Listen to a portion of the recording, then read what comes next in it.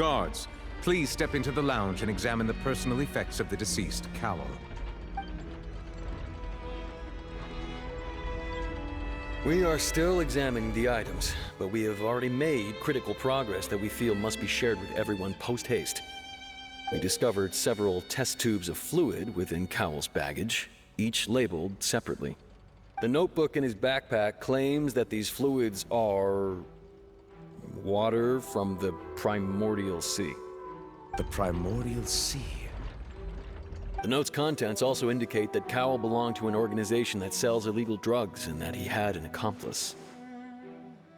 The notebook has many entries concerning safe usage of these fluids, in which the keyword dissolve appears many times. One of these tubes was labeled Opera Epiclese, along with yesterday's date. It is empty. The notes also state that these dissolution properties work exclusively on people from Fontaine. It's likely that Halsey was chosen as some sort of test subject. As such, we believe that the defense's hypothesis is, in fact, supported by sufficient evidence. You've got to be kidding! People dissolving into water? Could something so ridiculous actually be true? Wait a moment. This reminds me of a certain prophecy, but it's just a coincidence, isn't it? Huh.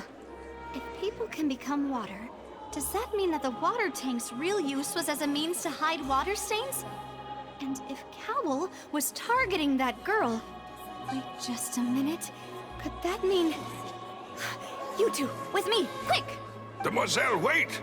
What about your partners? Let's go. Just trust me. Order! Order!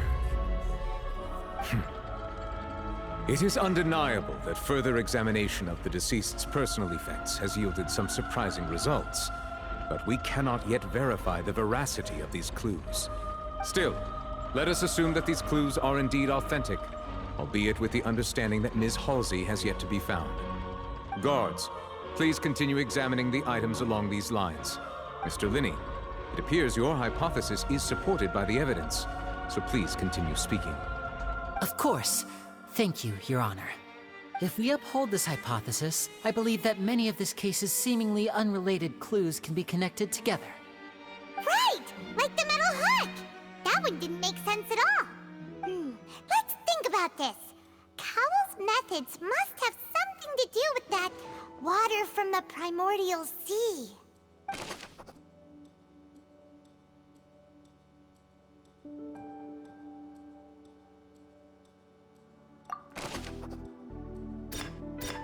Now it seems like the hook rope was not meant for another magic trick, but was instead some form of triggering mechanism. The water from the primordial sea should already have been prepped before Halsey entered the magic box. Lynette was in the magic box on stage the entire time. Did she have something to do with this?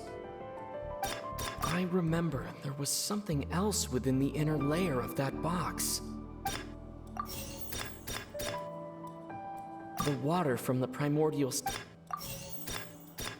Now it seems like the hook rope was... The deceased's name is Cowell, Lyney's assistant. The rope that held the water tank up was lit by the fireworks and snapped. As such, the focus here is on the water and not the tank.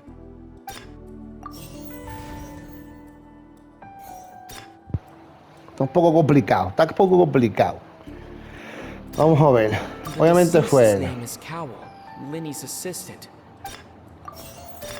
Lynette was in the magic box on stage the entire time. Did she have something to do with this? Probablemente el target era ella y no Lyney. Era darle duro a Lyney, convirtiendo en agua a Lynette. I remember there was something else within the inner layer of that box.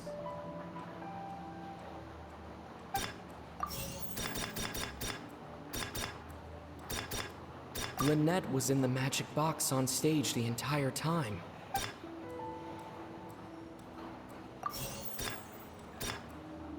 The water from the primordial sea shook. Está difícil. Ahí le quitaron, vamos a ver. Lynette was in the magic box on stage the entire time. Did she have something to do with this? The rope that held the water tank up was lit by the fireworks and snapped. As such, the focus here is on the water and not not the the tank. Now it seems like the hook rope was not meant for another magic trick, but was instead some form of triggering mechanism. Un triggering mechanism para qué? Trigger what?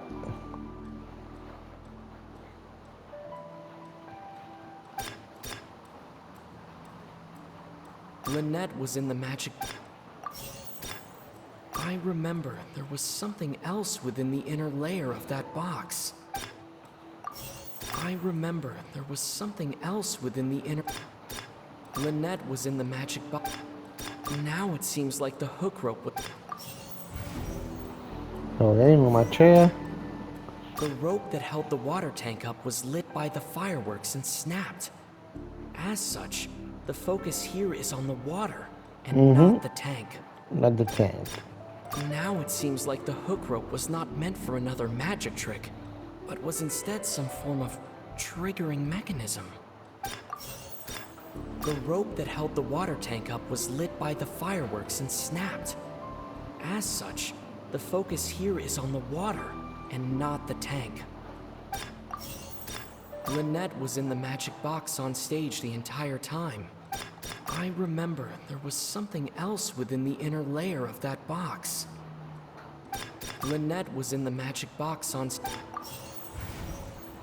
Incorrecto. Llevo dos.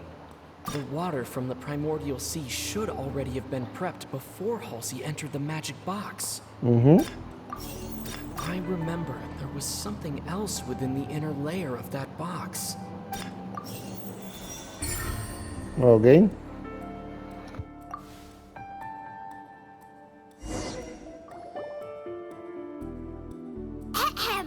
It's Ace Detective Paimon's time to shine again! In the original plan, Cowl would tamper with the water tank rope and the number selector securing his target. When the magic box containing Halsey was lowered, the metal hook would retract gradually and pierce the balloon at the top of the box.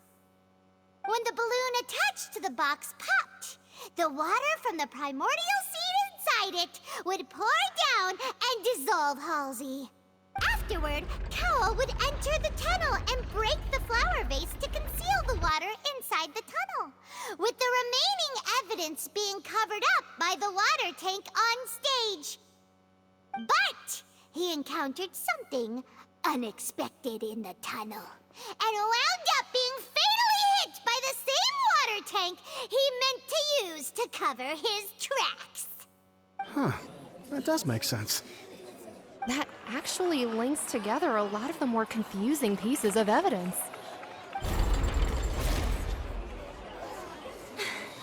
Oh dear, what do I do? Even I think they sound convincing now.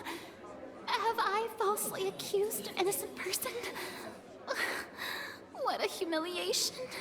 Now, it seems like the only point of contention remaining is the exact circumstances that led to Cal's death.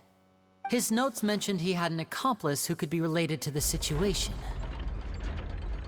On that note, the guards have just contacted me indicating that they uncovered new evidence.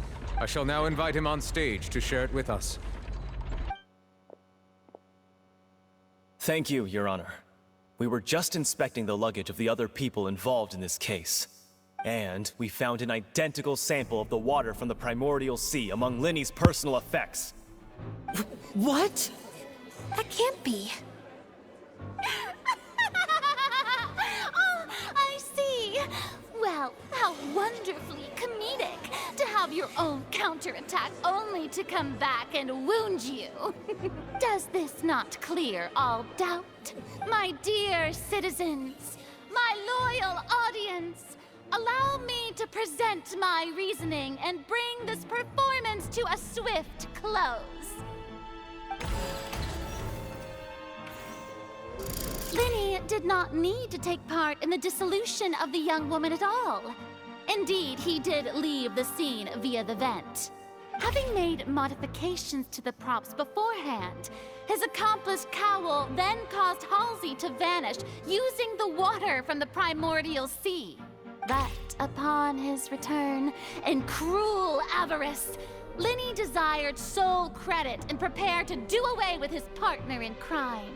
Ultimately, he knocked Cowell out, and the tool meant to cover the crime up also became a murder weapon. Now, as much as I regret having come to such a viciously straightforward conclusion, it does seem that the famed Fatui is quite the cold-blooded and ruthless organization. Am I right, Mr. Lyney? We've used up all the evidence we collected. There's no way for us to make a rebuttal here. Is this the end of the road?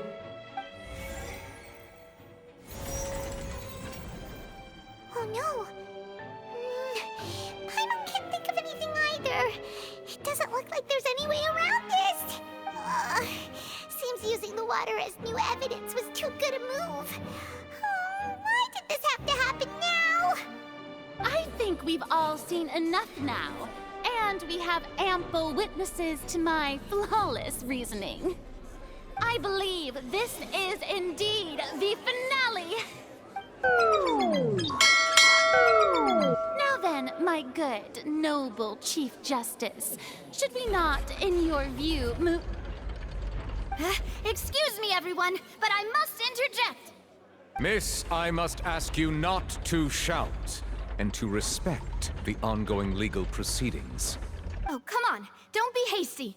I have a good reason for interrupting, you know. Now, would anyone here like to take a little break from all this debate and see a little magic? I'll show you an amazing trick. One that can bring a young woman who has disappeared back in the flesh, right before your very eyes. Please, do the honors, Mr. Lyney, if you would be so kind.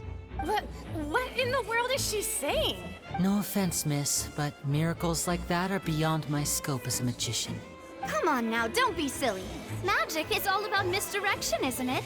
It often conceals the truth while presenting a fascinating illusion. But once everyone believes the illusion, can't magic reveal the truth to them once again? And wouldn't such a trick be the most marvelous finale to today's performance? Come on, Lyney and Lynette. Give it another go. Don't worry.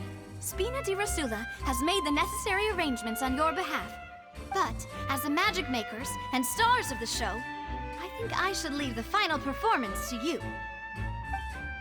I understand.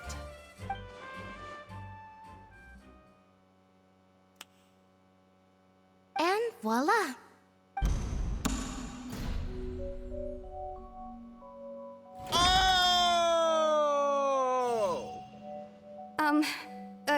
Sorry for the interruption. Wait, isn't that Halsey? So the whole thing about people dissolving wasn't true after all?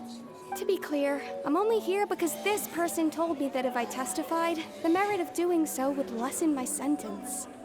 I was hiding outside this room listening to the proceedings because I was afraid that I would be the one put on trial.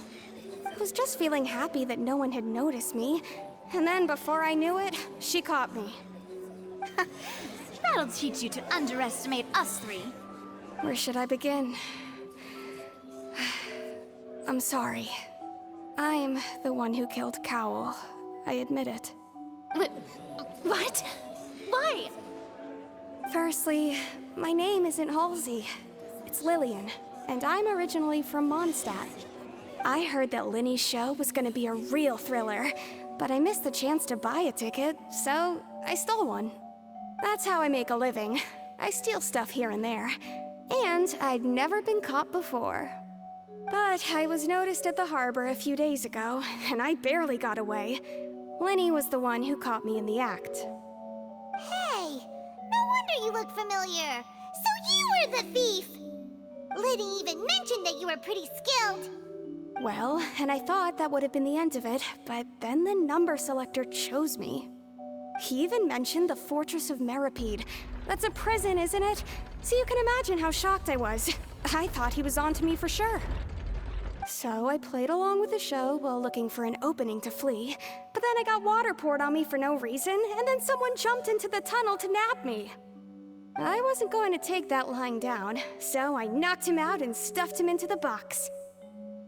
There was nowhere to run from there, though, so I had to change my clothes and hide in a box containing performance costumes.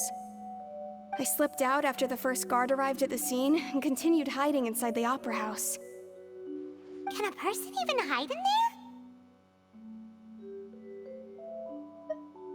But I swear I didn't know that the water tank would fall down. Really, I swear it. Had I known that, I wouldn't have put him in the magic box. I may be a thief, but I'm no killer. Well, that makes everything pretty clear now, doesn't it? This time, we need to tell the entire story from Lily-Ann's perspective.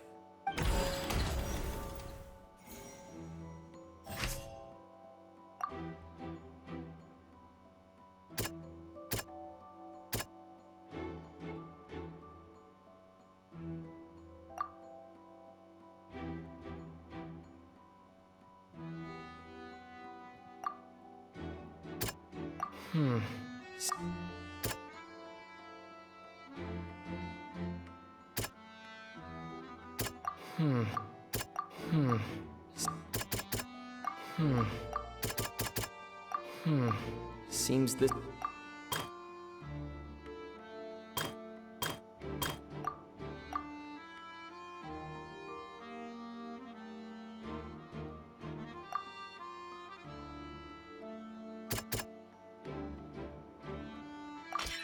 The strange sound wasn't from a fight. It was Lily-Ann's attempt to break out when she was frightened.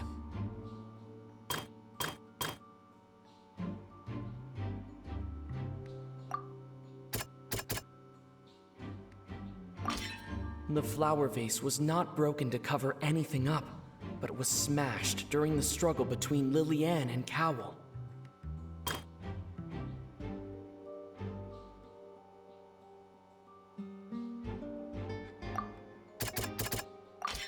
Lily-Ann was afraid that she would be recognized if she left, so she changed clothes and hid, biting. And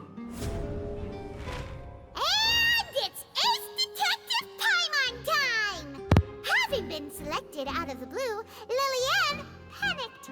Her panic only intensified after she entered the tunnel and had water poured on her head. So she kicked the door open, producing the thud we all heard. Hearing the commotion, Cowell leapt into the tunnel, only to discover that Lily-Ann had not dissolved.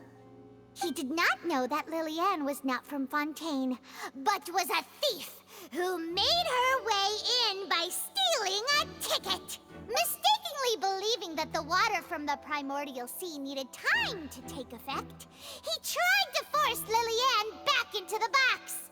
The two broke the flower vase during the struggle, but Lily-Ann came out on top, knocking Cowell out and putting him in the box. With no way of escaping, she changed her clothes and hid in the costume trunk until the performance ended.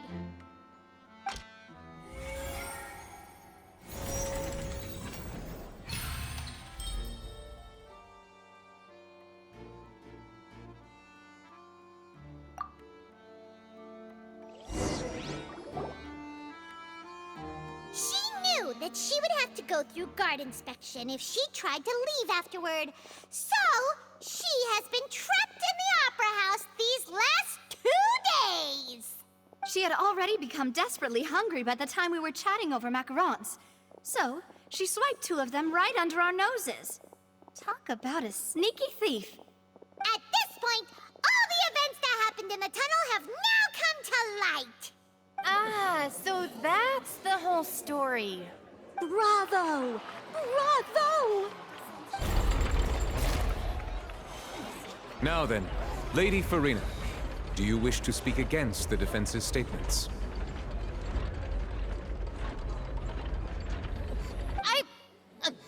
Please answer the question, Lady Farina. Also, if I may add, the trial has not yet ended. As such, I request that the prosecution not leave the room before the proceedings have concluded. What? you reading my mind now? No, I have no further arguments. I admit defeat. Yeah! But really, could you at least have left me with some dignity? Look at that! She's like a deflated balloon now. If there are no objections, then as the Chief Justice of Fontaine, I shall once again repeat the full sequence of events. The actual perpetrator of the serial disappearances, Cowell, selected his next victim from the audience reservation list. With some modifications to the selector, he could ensure that the pre-selected young woman would be chosen. To cover up any evidence while committing the deed, Cowell thought of allowing the water tank to fall, which would conceal the water left behind after the young woman was dissolved.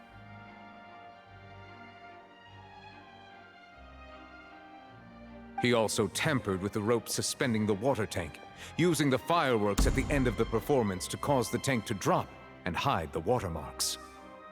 He poured the water from the primordial sea into a balloon during the preparation of the magic box and stuck it to the box's lid. Finally, he passed the prepared hook on a rope through the gap in the magic box's door when bringing the young woman to said box. When the magic trick officially began, the box containing the woman was lowered into the tunnel, tightening the hook rope and bursting the balloon containing the water. If all had gone to plan, the young woman would be dissolved at this time. However, Lillian was not from Fontaine, and thus fled the box with a loud noise. Realizing that there was trouble, Cowell entered the tunnel and met Lillian. Thinking that the waters had not yet taken effect, he decided to proceed. However, his opponent was more capable than he thought, and he was overcome, knocked unconscious, and placed into the magic box, and thus became his own final victim. Lillian, according to her own statements, then changed clothes and hid until the performance ended, before hiding in other parts of the opera house. As for Lyney, he was in the underground structures within the opera house, and was thus ignorant of these happenings. From this reconstruction of events, we can conclude that Lyney, the accused, is in fact innocent. While there is much in Lyney and Lillian's conduct that should still be investigated separately, this case, at least, can be handed over to the Oratrice to make the final decision.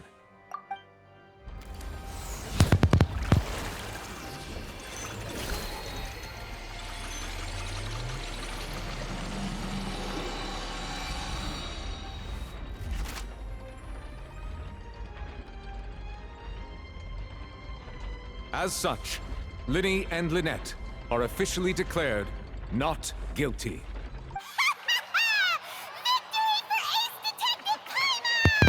Great work, partners. Thank you all. Thank you so much. Next, I think we deserve an explanation, Guard Vaughn. How did you find the water from the primordial sea in Lyney's baggage? Right! Your discovery caused me to make a serious mistake, you know. Or was that not a discovery, but false evidence that you dared to bring before this court? I suspect that the accomplice mentioned in Cowell's notes was not Lyney, but you, yes? I'm sure you know what you must do to lessen your sentence. Speak quickly! Unless you want to earn yourself a one-way ticket to Coupon Town. I was just following orders. We were supposed to place blame for the serial disappearances onto Lyney, and thus cause suspicion to fall on the Fatui. The higher-ups said this was the best opportunity to do so. And now that your plan has fallen through, and the secrets of the water have been revealed, you have become a liability to said higher-ups, yes? Therefore, you would be wise to tell everything you know and seek the protection of the guards. Yes, I'll tell you everything I know. Our boss discovered that the water can cause people to dissolve. It can also be made into a potion, which when extremely diluted, can cause people to experience unforgettable exhilaration. We've been in this business for a while now, and have made decent more off it. The disappearances were also the boss's idea. I mean, this is the boss we're talking about.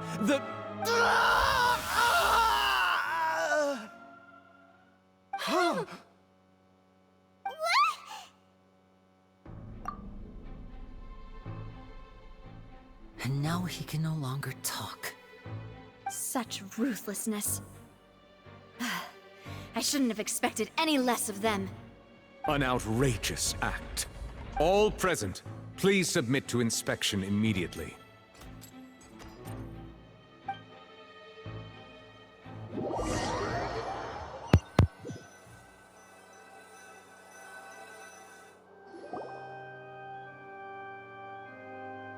So, we're just going back now?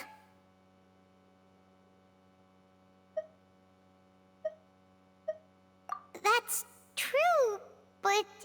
Traveler, Paimon! Please wait. Lyney... I know you may not want to speak to me right now. Maybe you don't even want to look at me. But still, let me thank you again for defending me to the end. Even after you learned that I'm a member of the Fatui. I guess. But regardless, I'd like the opportunity to set things straight. I didn't approach you with any ulterior motives or ill intent. I've spoken to you as myself, just plain Lyney this entire time. As for why I'm a Fatus, it's because the goals of the House of the Hearth align with those of an orphan like me. That's all. That was how Father, who you might know as the Knave, approached recruiting us back then too.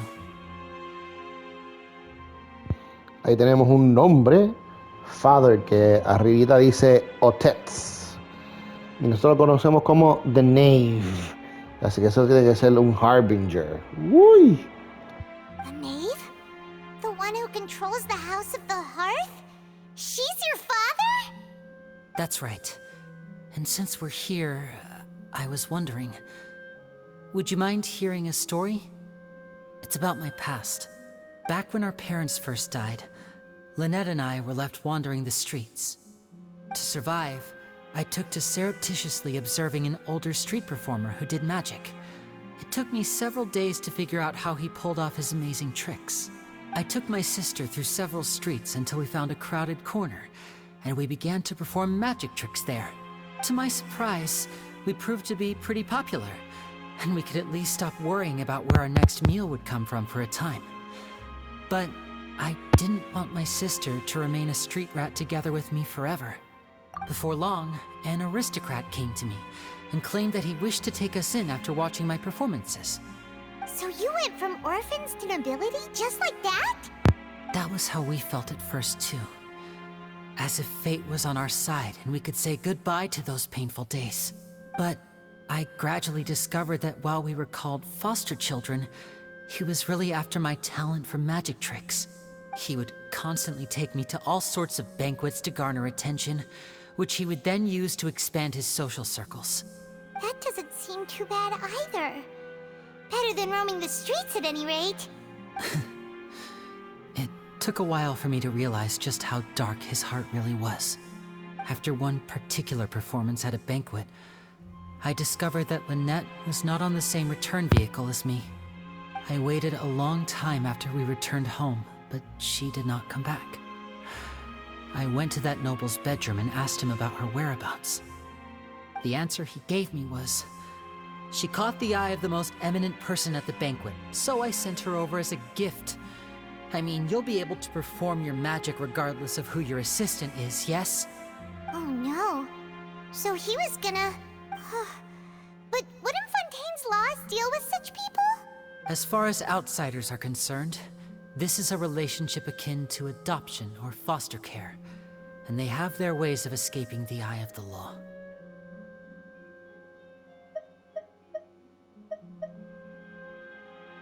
I managed to ferret out the location of the mansion of that so-called eminent person, and hurried through the night. But by the time I leaped over the walls, avoided the guards, and made my way in, all I saw was the moonlit ground covered in blood, and the knave standing there in the darkness. So, she'd already taken care of that guy. That's right. She had rescued my sister before she could come to any harm, and had even discovered several girls hidden in a basement, all of them orphans. Father, I mean, the knave, might have seen something in me, and so she made me an offer. The House of the Hearth welcomes you, for your interests align with ours. Here, none will ever betray you. Indeed, betrayal shall never be permitted here. I was hesitant to trust her. I mean, I had just been betrayed by nobles. But she was also quick to destroy the noble who had taken us in at first, giving us back our freedom. Oh, so that's how the two of you joined the House of the Hearth. She has her own plans. She has gained permission from the Tsaritsa to first use the Gnosis' power when she obtains it. She plans to use it to find a way to break the prophecy and save Fontaine. So, she believes in that prophecy too? That's right. The whole House of the Hearth is currently working to combat that crisis. Today's case has also proven that people from Fontaine can indeed dissolve into some sort of water, thus further supporting the prophecy. All of us house members here, Lady Arlecchino herself included, are from Fontaine. We won't give up on defending our homeland. To us orphans, the only connection we have left to this world, apart from our family, is our homeland. So, from small deeds like distributing magic pockets to huge schemes like stealing a Gnosis, everything is aimed at dealing with that prophecy. It's all right. I understand. The only thing I can do is relate all this to you. I just hope you can understand that even as a member of the House, I have never stopped making my own decisions, and that I believe what I'm doing is right. If you should need anything at all in the future, feel free to find me. I will do my best to help you, as plain Lyney.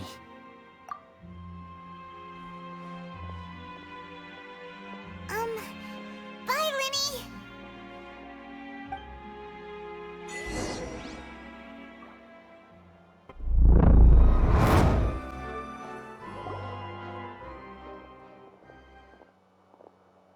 Hey there. What was with the disappearing act you pulled right as the trial ended? Were you looking for us, Navia? Well, this whole thing isn't exactly over, is it? I do feel that we're getting closer to solving the serial disappearances case, though. Don't you think so, too? Huh? What's wrong, my dear partner?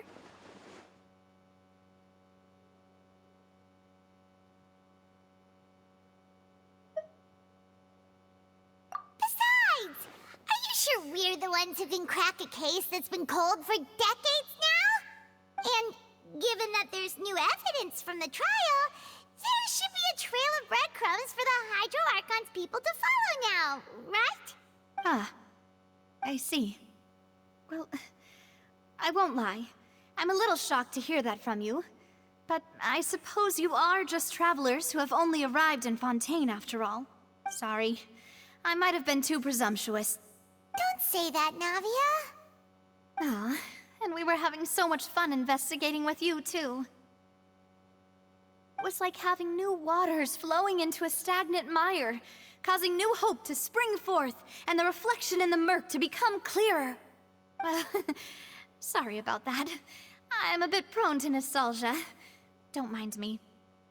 Wait, shall we have a farewell meal? You know, to commemorate our time as partners? Huh? Do we really need to get that formal? Well, guess you really did treat us as partners, huh? Well, I'd just like to have a proper ending to every important memory. That way there are no regrets later. Anyway, it would just be a meal, so it shouldn't take up too much of your time. You don't have to twist Paimon's arm. If Boss Navia's treating, count Paimon in! Oh, wonderful. In that case, why don't we return to the Court of Fontaine and head to the Hotel de Boer? I believe we'll make it just in time for dinner. All right then, let's have our farewell meal!